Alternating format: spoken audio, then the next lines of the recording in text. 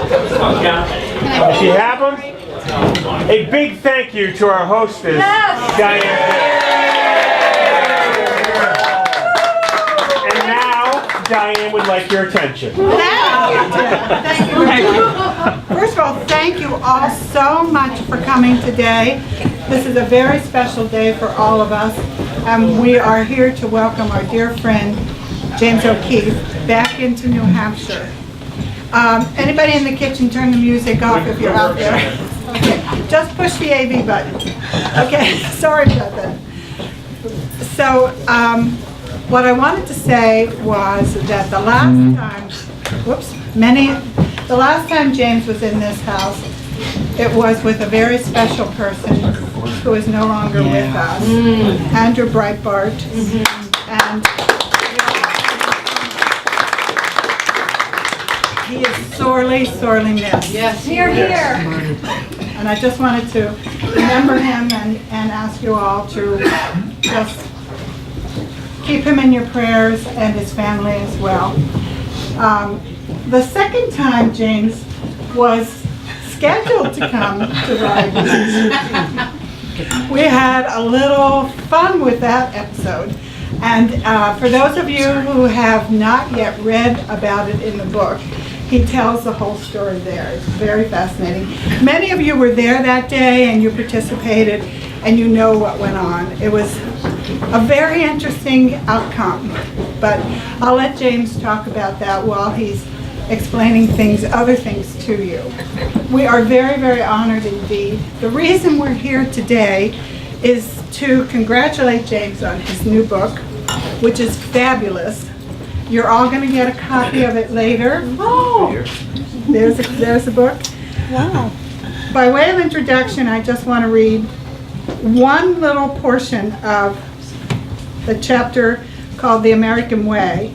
For those of you who have not read this, while the Beltway bloggers were busily ridiculing our stunt, the citizens of New Hampshire were busy emailing their elected representatives, several of whom are here with us tonight. So please join me in welcoming James O'Keefe.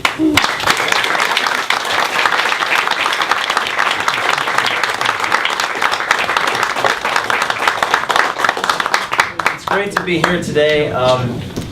The last time I was here, I was sitting right here, and Andrew was sitting right here. I think someone actually has a photograph of that. I'm going to sign it. I don't know where they went, but there's a photograph. Donna has that. And I was sitting right here, and one of the things that Andrew Breitbart and I were talking about in front of some of your guests was we were trying to talk about a video to expose the labor unions. Yes. And Andrew and I I wish we had video of this, maybe we do, I don't know.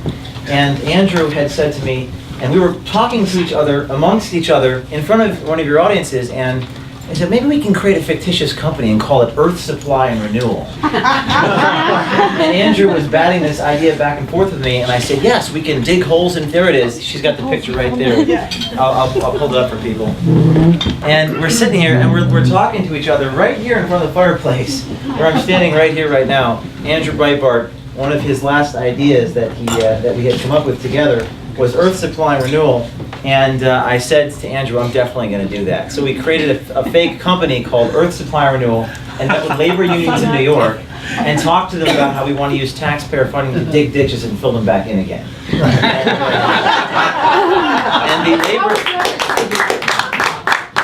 the labor unions was telling us that we could use taxpayer funding to do that.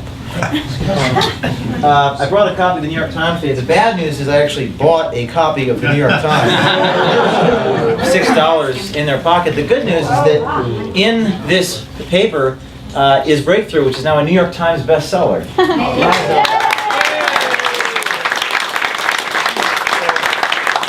must hate that, James.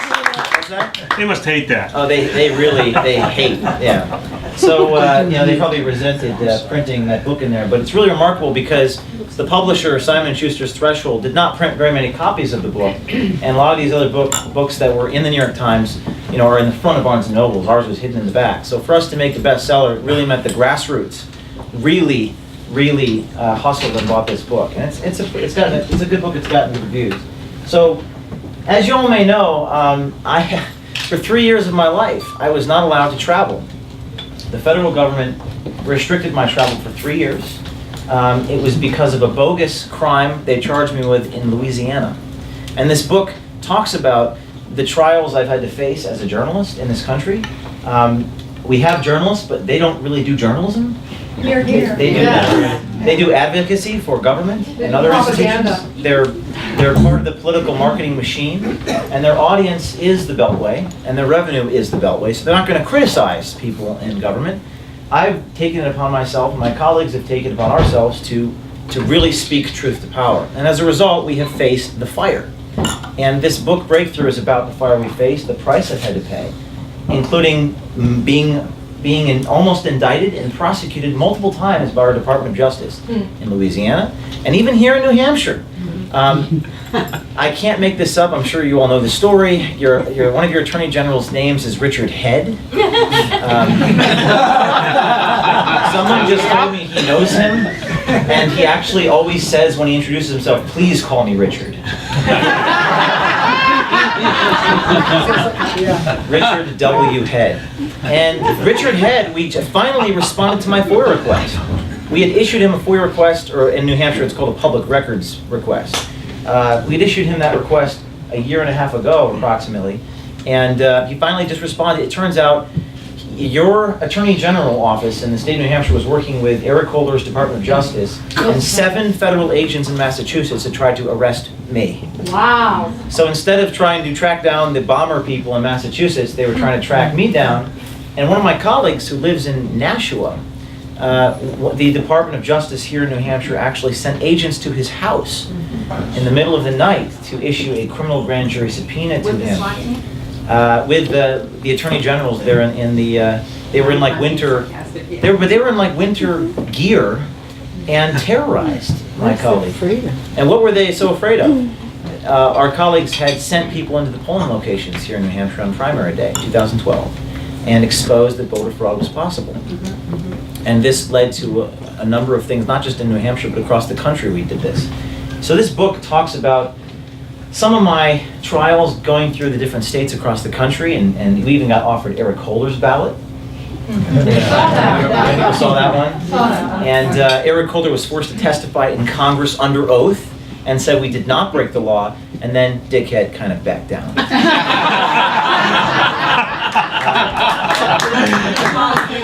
Richard. And by the way, I am shocked that he actually came out and talked to me. I guess in New Hampshire, you just have a different way of doing things up here, because if I went into the New Jersey Department of Justice with a film crew, they would like shoot me. They would not talk to me.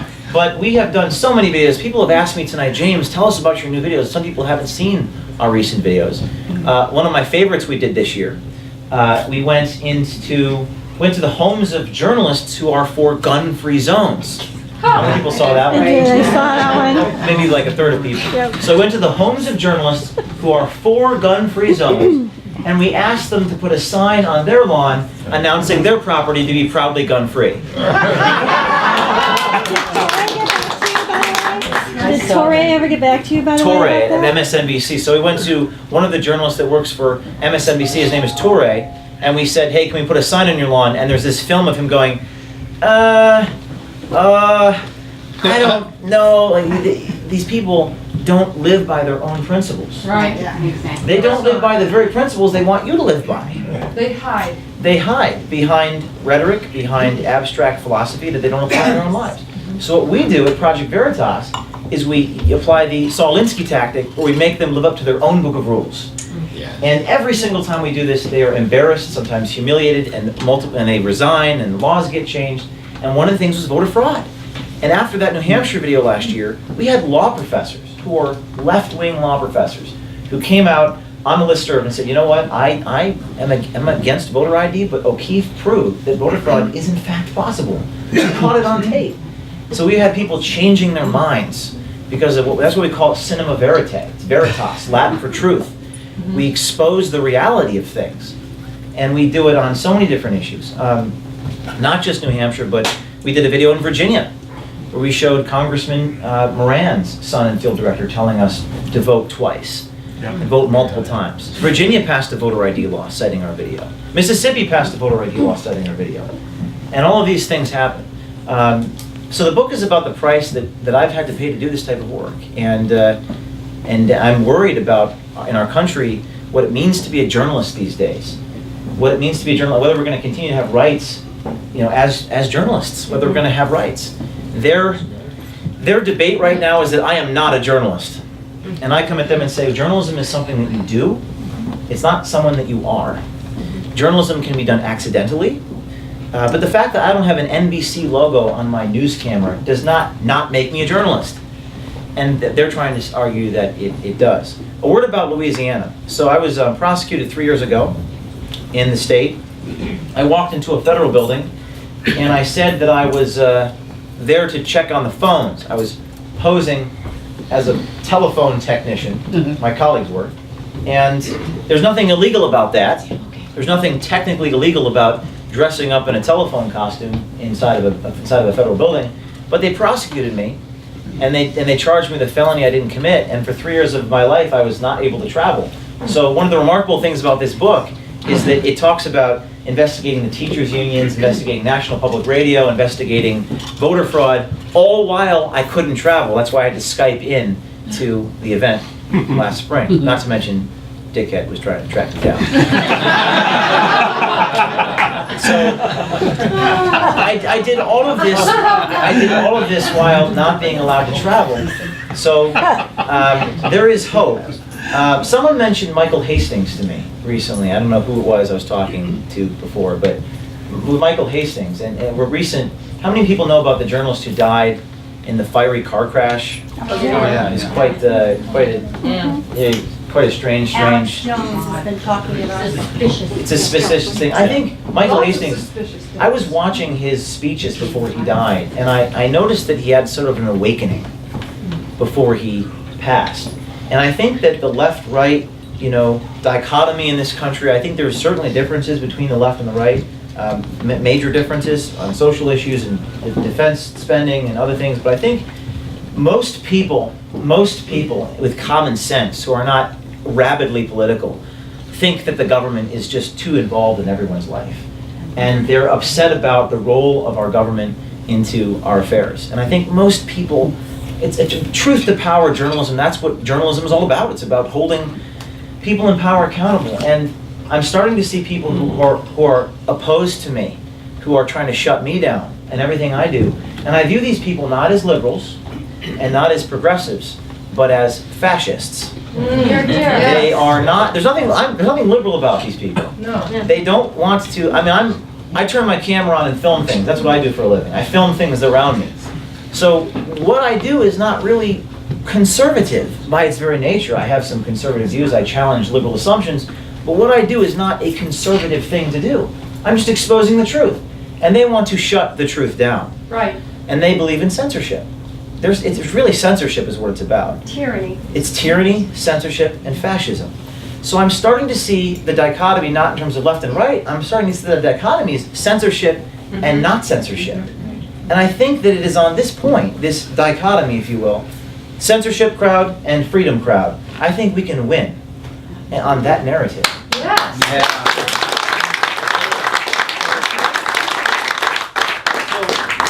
In this book, I quote Abby Hoffman, I quote Saul Alinsky, I quote Tom Wolfe, I quote Noam Chomsky. I try to frame it. I'm in my 20s. I try to frame to people. I guarantee you that if people in college read this book, they will like it. It has not gotten any negative reviews, even from the left. They don't know what to say. They don't know what to do, because this book is about truth to power. It's about taking on the federal government. It's about surviving corrupt political prosecution. It's about changing laws, changing hearts and minds, forcing people to resign.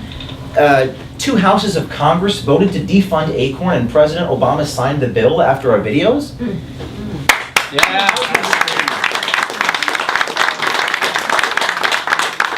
People say, oh, James O'Keefe, you're a racist, you tried to shut down. I didn't shut down ACORN, President Obama did. I just turned my cameras on and filmed employees telling me how to smuggle underage prostitutes into brothels and cheat on your taxes. It was wonderful. But there's nothing So I think that this book and my story, the reason why I wrote this story so young is because I think it's a story that needed to be told, and I think it's going to really change hearts and minds. I think people are going to read this and they're going to maybe think twice about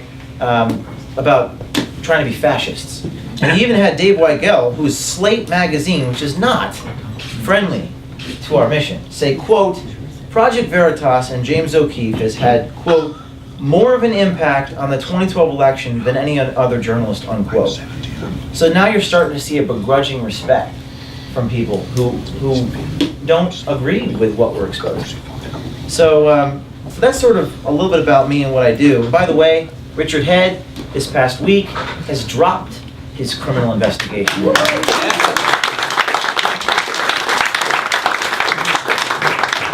It may have something to do with me going up to him. How many people saw that video? Yeah.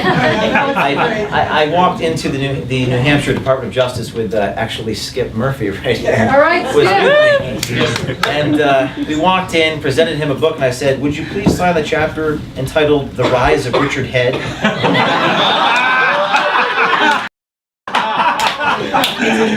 It's in here someplace. The Rise of Richard Head. That's funny. The Rise of It's a small chapter, right? It's a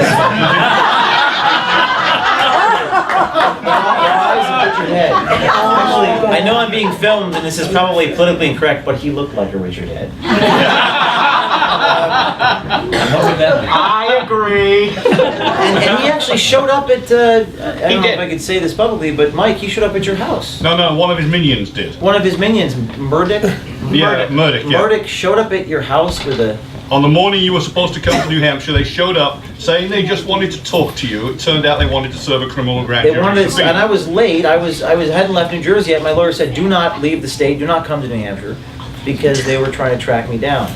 And they were trying to track me down for filming in the polling locations. New Thank Hampshire. God you did. Do it again. Yeah. Well, that's why I need your funding and resources and help, because I could do it 100 times if we had the money. But, and that's when we found out they were keeping files on us too. they had documents in the folder when they were going to We read the your homes. stuff. We listen to your speeches. They're referring to myself and Skip and the rest of the team. That's right. And you actually confronted Richard Head with your camera and asked him what he was doing as well. That's all right. He's going to get an RTK, a right to know request, very soon now. Right. You just gave me the missing piece. Oh, he was cooperating with DOJ. I want to see what they wrote about me. And Granite Rock. That's right. And when he came to my colleague's house, he had a dossier with everyone's photo in it, everyone I work with. So these people were spending a lot of your taxpayer money trying to put me in jail, just FYI. And when he came to my house, there was a picture of Skip peeking out the top of the folder. That's right. That's right. That's in the book here. I wrote that in the book. Yeah. And the U.S. attorney who prosecuted me in Louisiana told someone recently that the highest levels of the Justice Department told him to prosecute me. What charge? What's that? What's the charge? The charge was initially a felony that I didn't commit. They just charged me with a crime I didn't commit. They took I tape everything I do. When I go do an investigation, I tape it. And they confiscated my video camera and destroyed it, and then charged me with a crime I didn't commit. Was that when you were trying to go to was it a representative? Yes, Senator Landrieu's office. Oh, it was Senator. The federal marshals arrested me, and at first they're like, oh, you're just a YouTube guy, we'll let you go. And then they're like, oh wait, are you the Acorn Pimp guy? And I said yes. They're like, oh, we're gonna have to keep you here. And Eric Holder was putting pressure on the U.S. attorney in Louisiana. But and you think this is tragic, this is terrible, but like keep in mind that I wasn't allowed to travel. They audited my bank accounts every month for 3 years. If I got a car repair, I had to tell the federal government what I was doing, and I still managed to make a difference. I mean, think about it's like Shakespearean, and that's what this book. That's why this book is so interesting. bless you. Because, but my message is, if I can do it, you can do it. Yes. If I can do it with no money while being handcuffed, why aren't other people doing this? And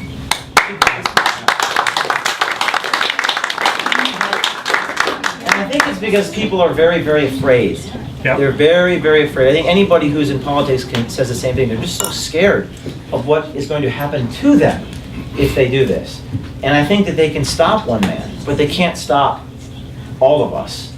So we have got to find a way to come together and support each other when we're being attacked, indicted, sued, audited. But also it has to be more than just me and my colleagues at Project Veritas. We have to create kind of a little army of people to do this type of work. That's sort of my little speech, but I'm happy to make it interactive and hear what you guys have to say. This book, I promise you will like it.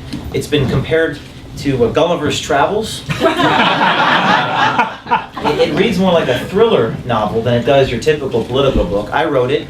It's first-person perspective. It starts off with me. Let me just read the first sentence for you just so you understand what you're dealing with here. On the morning of January 25th, 2010, I woke up curled in a fetal position on a green mattress stained with semen to the sound of my prisoners chanting the Quran.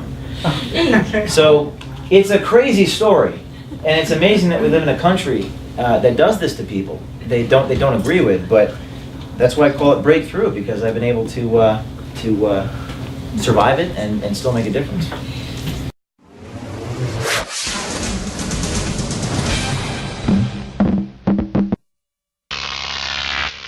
JOK TV.